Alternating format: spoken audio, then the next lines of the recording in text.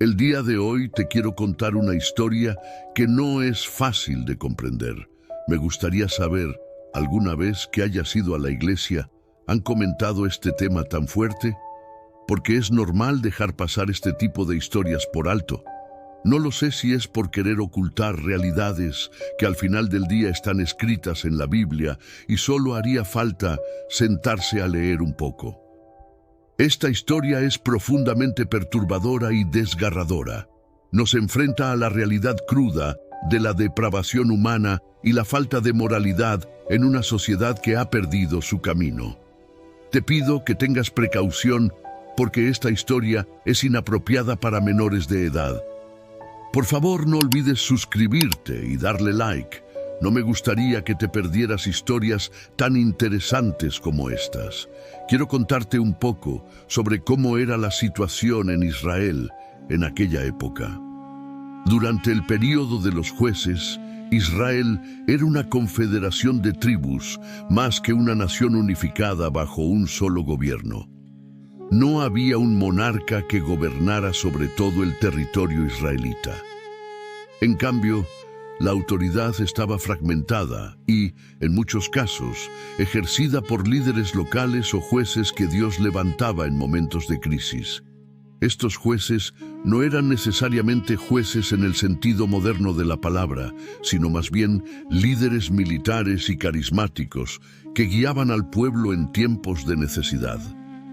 La ausencia de un rey llevó a una era de inestabilidad y caos. Sin una autoridad central fuerte, las tribus israelitas a menudo seguían sus propios caminos, lo que resultaba en conflictos internos y desobediencia a las leyes de Dios. La frase "cada uno hacía lo que bien le parecía" ilustra un tiempo de anarquía moral y social. Sin una guía clara y sin un líder que los uniera, las personas actuaban según su propio juicio, lo que a menudo llevaba a comportamientos egoístas y destructivos. Este clima de "haz lo que te parezca" resultaba en muchos casos de injusticia, violencia y caos. Había un levita que vivía en la región montañosa de Efraín. Este hombre tenía una concubina que era de Belén de Judá. Por alguna razón, ella lo dejó y regresó a la casa de su padre en Belén. Después de 4 meses, el levita decidió ir a buscarla. Se preparó para el viaje y, acompañado de su siervo y un par de asnos, partió hacia Belén. Cuando llegó a la casa del padre de la joven, fue recibido con gran hospitalidad. El padre de la concubina estaba contento de verlo y lo retuvo en su casa durante 5 días, insistiéndole que se quedara, ofreciéndole comida y bebida. Finalmente, al 5.º día, aunque el padre de la joven intentó nuevamente retenerlos, el levita, su concubina y su siervo partieron por la tarde. Viajar de noche en aquellos tiempos era peligroso debido a la falta de seguridad y la presencia de bandidos. Salieron de Belén y viajaron hasta llegar cerca de Jebús, que más tarde sería conocida como Jerusalén. Al anochecer, su siervo sugirió quedarse en Jebús, pero el levita respondió: "No nos quedaremos en una ciudad extranjera que no sea de los hijos de Israel. Pasaremos hasta Gabaa". Jueces 19:12. Llegaron a Gabaa, en la tierra de Benjamín, cuando el sol se estaba poniendo. Entraron en la ciudad y se sentaron en la plaza, esperando que alguien les ofreciera hospedaje, pero nadie los acogió en su casa. Finalmente, un anciano que venía del campo los vio y les preguntó de dónde venían y a dónde iban. El levita le explicó su situación y el anciano les ofreció hospedaje en su casa, insistiendo en que no pasaran la noche en la plaza. Mientras estaban disfrutando de la hospitalidad del anciano, se desató el horror. Pero cuando estaban gozosos, he aquí que los hombres de aquella ciudad, hombres perversos, rodearon la casa, golpeando a la puerta, y hablaron al anciano, dueño de la casa, diciendo: "Saca al hombre que ha entrado en tu casa para que abusemos de él". Jueces 19:22. La situación se tornó rápidamente en una escena de terror. El anciano salió para tratar de razonar con la turba, diciendo: «No, hermanos míos, os ruego que no cometáis este mal, ya que este hombre ha entrado en mi casa. No hagáis esta maldad». Jueces 19:23. Intentando proteger al levita, el anciano ofreció una solución horrenda, diciendo: «He aquí mi hija virgen y la concubina de él. Yo las sacaré ahora, humilladlas, y haced con ellas lo que bien os parezca. Pero no hagáis a este hombre cosa tan infame». Jueces 19:24. Me parece que esta escena que se desarrolla en Gabaa es una depravación moral absoluta y un reflejo impactante de la decadencia social. Primero, la demanda de la turba de hombres perversos exigiendo al levita para abusar de él es una muestra escalofriante de la violencia y la falta de humanidad. La solicitud de la turba no solo representa una violación de los derechos humanos, sino una completa disolución de cualquier ética civilizada. Es inquietante cómo en un instante de aparente paz y normalidad, la situación puede transformarse en una pesadilla. Pero lo que más me llama la atención es la respuesta del anciano. En lugar de enfrentar la injusticia, ofrece a su propia hija virgen y a la concubina del levita. La oferta del anciano es en esencia un acto de cobardía y un reflejo de una sociedad profundamente patriarcal y moralmente corrupta. Esta respuesta es profundamente perturbadora y revela una jerarquía de valores donde la protección de los hombres se prioriza grotescamente sobre la dignidad y la seguridad de las mujeres. Esta oferta no solo es una traición a las mujeres involucradas, sino también un reflejo de cómo las mujeres eran vistas como bienes sacrificables. Lo que te voy a decir a continuación es la peor parte de la historia. La turba no quiso escuchar. El levita, en un acto desesperado, tomó a su concubina y la entregó a la multitud. Pero aquellos hombres no le quisieron oír. Entonces aquel hombre tomó a su concubina y la sacó fuera. Y ellos la conocieron y abusaron de ella toda la noche hasta la mañana, y la dejaron cuando apuntaba el alba. Jueces 19:25. ¿Puedes imaginar el terror y el dolor que debió sentir la concubina? Al amanecer, la concubina regresó a la casa del anciano y cayó en la puerta, donde quedó inconsciente y eventualmente murió. Y cuando ya amanecía, vino la mujer y cayó delante de la puerta de la casa del hombre donde estaba su señor, hasta que fue de día.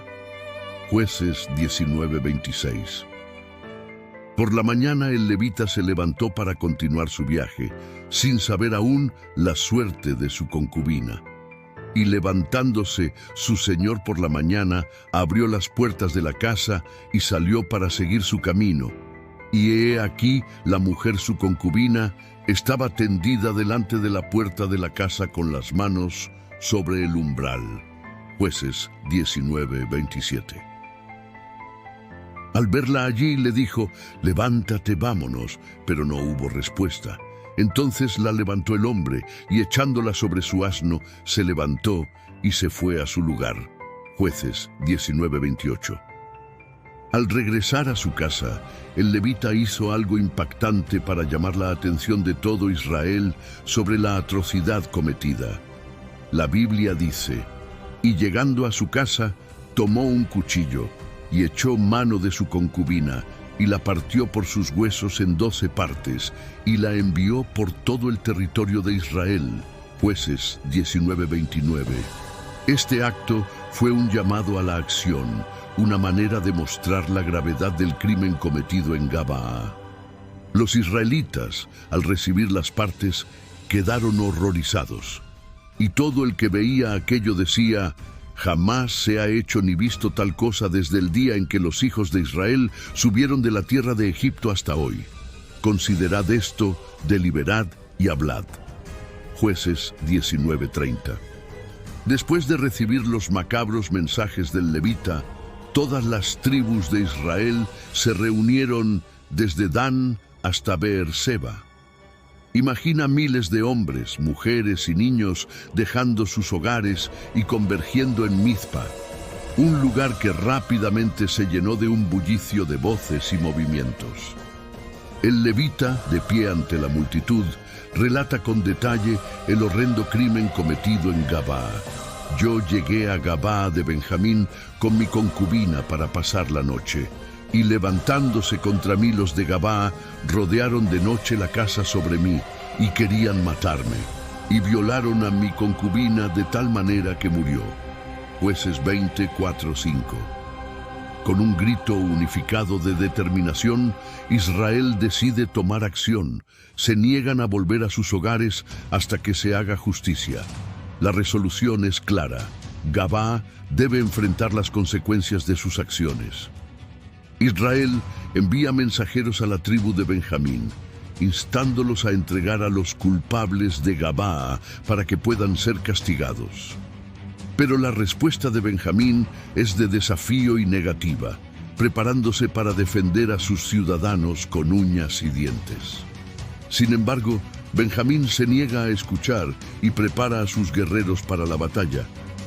Las fuerzas de Israel, confiadas en su justicia, marchan hacia Gabaa, y levantándose los hijos de Israel contra Benjamín, ordenaron sus fuerzas para pelear contra ellos en Gabaa. Jueces 20:20. Pero sorprendentemente, los benjaminitas resultan ser feroces guerreros.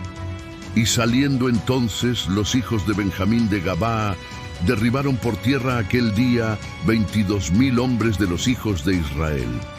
Jueces 20:21. Imagina la sorpresa y el desánimo que se apodera de los israelitas. ¿Cómo te sentirías si después de buscar justicia sufrieras una derrota tan grande? Después de la primera derrota, Israel se reúne nuevamente en Mizpa, esta vez con un sentido renovado de urgencia y determinación. Se dan cuenta de que necesitan buscar la guía de Dios para tener éxito en la siguiente batalla. Oran, ayunan y buscan la dirección divina con todo su corazón.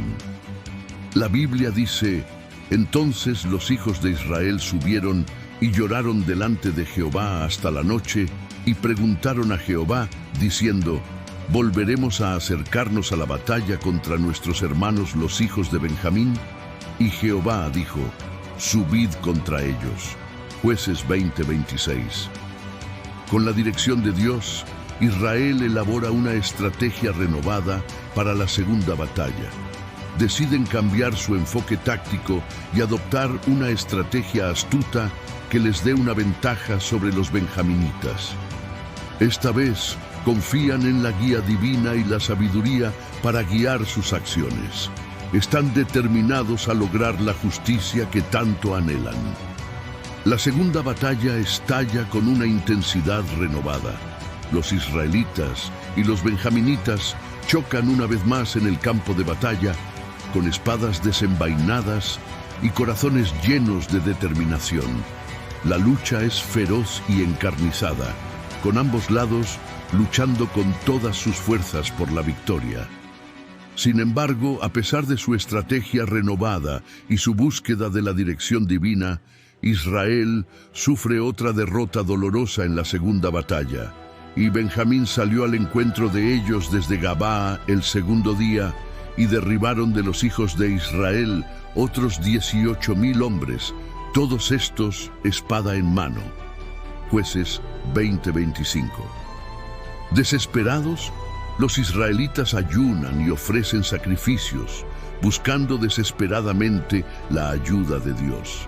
La Biblia dice: y subieron los hijos de Israel y todo el pueblo, y vinieron a la casa de Dios, y lloraron, y se sentaron allí delante de Jehová, y ayunaron aquel día hasta la noche, y ofrecieron holocaustos y ofrendas de paz delante de Jehová.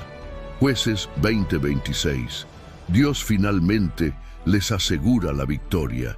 Y Jehová dijo: subid, porque mañana yo os entregaré a ellos. Jueces 20:28. Con la dirección de Dios, Israel lucha una vez más. Esta vez, con una estrategia astuta y el favor divino, prevalecen sobre los benjaminitas. La justicia es finalmente servida, pero no sin un costo tremendo en ambos lados. Así es como comenzó una batalla sangrienta entre los israelitas y la tribu de Benjamín.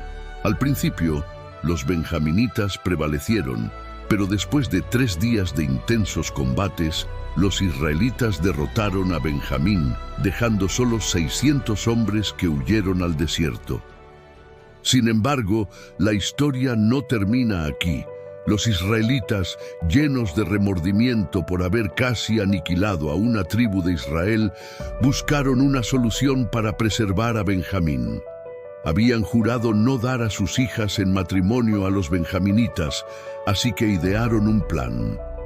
Atacaron a la ciudad de Jabes de Galaad, que no había acudido a la reunión en Mizpa, y tomaron 400 jóvenes vírgenes para dárselas como esposas a los hombres de Benjamín. Aún así, no eran suficientes. Entonces, permitieron que los benjaminitas secuestraran a las jóvenes de Silo durante una festividad religiosa. Dios ve el arrepentimiento sincero del pueblo de Israel y su búsqueda de una solución que honre sus promesas. Aunque las acciones de Israel pueden haber sido imperfectas, Dios valora su corazón arrepentido y su deseo de hacer lo correcto. Es importante ponerse a pensar hasta qué punto es correcto lo que hacemos. ¿Realmente esa solución era la mejor que había? Yo creo que no había necesidad de llegar a todo eso que han pasado los israelitas, pero esos actos nos hacen ser quienes somos hoy en día. Y gracias a nuestros errores podemos crecer y aprender. Sin embargo, hay que reconocer que la situación en la que se encuentra Israel es el resultado directo de su desobediencia y alejamiento de Dios. A lo largo del libro de Jueces, vemos un patrón repetido de pecado, juicio divino y arrepentimiento. Dios desea que su pueblo viva en obediencia a su ley y experimente su bendición y protección. Contesta el siguiente quiz en los comentarios. Allí te dejaré las respuestas. ¿Cuál de las siguientes ciudades fue destruida por Dios debido a su maldad, según el relato bíblico? A. Sodoma. B. Jericó. C. Babilonia. ¿Quién fue el primer rey de Israel ungido por el profeta Samuel? A. David. B. Saúl. C. Salomón. ¿Cuál de los siguientes apóstoles de Jesús escribió el libro de Apocalipsis en la Biblia? A. Juan. B. Pedro. C. Pablo. En esta historia vemos cómo la desobediencia y el pecado pueden llevar a consecuencias devastadoras. Desde el terrible crimen en la ciudad de Gabaa hasta las batallas sangrientas entre las tribus de Israel, vemos los resultados desgarradores de vivir apartados de la voluntad de Dios.